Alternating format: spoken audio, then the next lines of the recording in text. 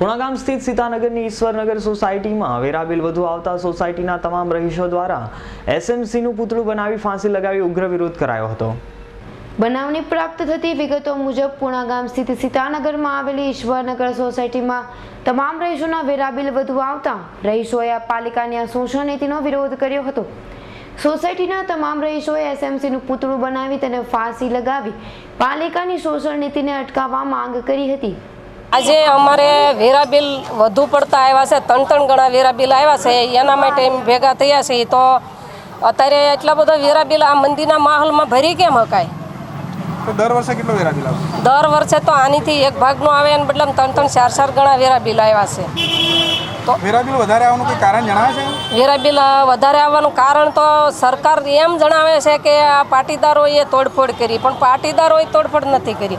તોડફોડ કરી છે તો સરકારી માણસોએ જ કરાવી છે। તો સરકારી માણસોએ તોડફોડ કરાવી છે તો રૈયત માથે નાખે છે, તો એ પૂરું કેમ કરવું? અને અત્યારે અમે બેનું મશીન ચલાવીને ગુજરાન ચલાવતા હોય, કાંઈક ભાઈઓનું અત્યારે મંદીમાં તો શું પગાર આવતા હોય છે, તો બાળકોની ફી ભરવાની, એના ચોપડા કપડાં બધું કરવાનું, તો એ કઈ રીતે ચાલતું હોય? માંડ એનું પૂરું થતું હોય, એમાં આવા સરકાર બિલો નાખે તો કેમ પૂરું થાય? તો એની અમુક કાંઈ સરકારને પણ જરાક જોવું જોઈએ, વિચારવું જોઈએ કે આ રૈયતને ખોટી રીતે એટલું બધું આપણે ઢળી લેવા રૂપિયા, તો રૂપિયા સરકારી એની મોજ માટે જ લે છે ને, સરકારી એની મોજ માટે જ રૂપિયા લે છે અને રૈયતને રંજાડે છે। તો આવી રીતે ખોટું કેટલાકથી હાંક છે સરકારે એમ। તો રૈયત હમું થોડું ઘણું પણ જોવું જોઈએ કે આ પોગી એક છે કે નહીં પોગી એક, એના છોકરા તો મોટરું ફરતા હોય, બીજાના છોકરાને પણ સાયકલ હાંકવા નથી, તો છતાંય વિચારતા નથી કે આની ફીયું માંડ કરે છે। તો એટલા બધા વેરા બિલ આપણે ન આપીએ તો સારું કહેવાય એમ।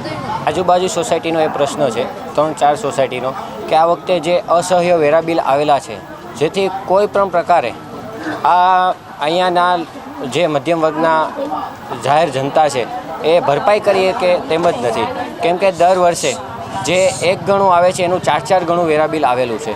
અમે વારંવાર રજૂઆત કરવા છતાં એસએમસી દ્વારા અમને સંતોષ મળે એવો કોઈ પણ પ્રકારનો જવાબ મળતો નથી।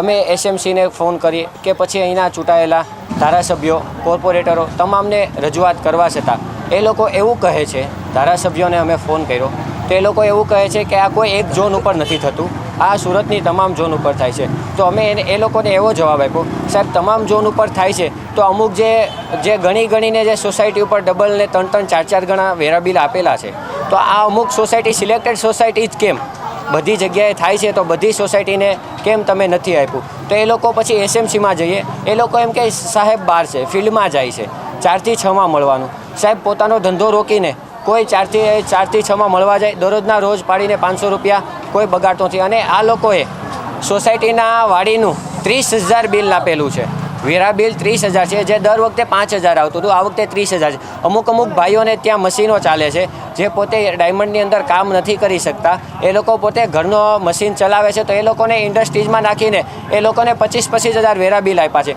તો આ લોકોનું એવું છે કે રાજાશાહી છે, રાવણ કરે એનું રાજ છે એવું છે। આ લોકો ક્યારેય રક્ષક જ ભક્ષક બની ગયા છે, બસ પ્રજા ભોળી અને જાહેર પ્રજા પાસેથી રકડા રૂપિયા પડાવવાનું જ કામ છે, આ લોકોનું બીજો કંઈ કામ નથી। અમે આ બાબતમાં વિરોધ નોંધાવ્યો છે, એવું લાગશે તો અમે કોર્ટ સુધી જઈશું, એવું લાગશે તો અમે ઉપવાસ પર બેસીશું, પણ અમને વેરા બિલ જેટલું પહેલાં આવતું હતું એટલું જ આપવા વિનંતી છે। અમારે બીજું કંઈ નથી જોતું, અમારે જે કોઈ પણ પ્રકારની સુવિધા આપવામાં આવતી નથી, તો એ પ્રકારનું તમે વેરા બિલ વધારે લોશો કેમ? સુવિધા આપો અને લો તો નો પ્રોબ્લેમ, પણ 4 ગણા વેરા બિલ આપવાની કંઈ જરૂર છે જ નહીં।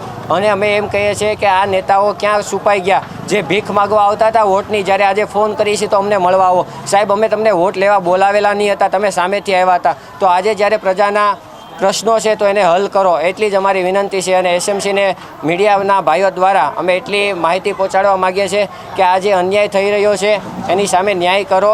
તમારા છોકરા ભલે 4 વ્હીલમાં ફરતા, પણ આના છોકરા જે સાયકલમાં ફરે છે એ સાયકલો તો ન વેચાવો એટલું। સુરત મનપાએ પોતાની મનમાની ચલાવી વેરા બિલમાં અચાનક વધારો કરી દેતા લોકોમાં રોષ જોવા મળ્યો હતો અને લોકોએ ભારે વિરોધ નોંધાવ્યો હતો। Bureau report, S9 news, Surat.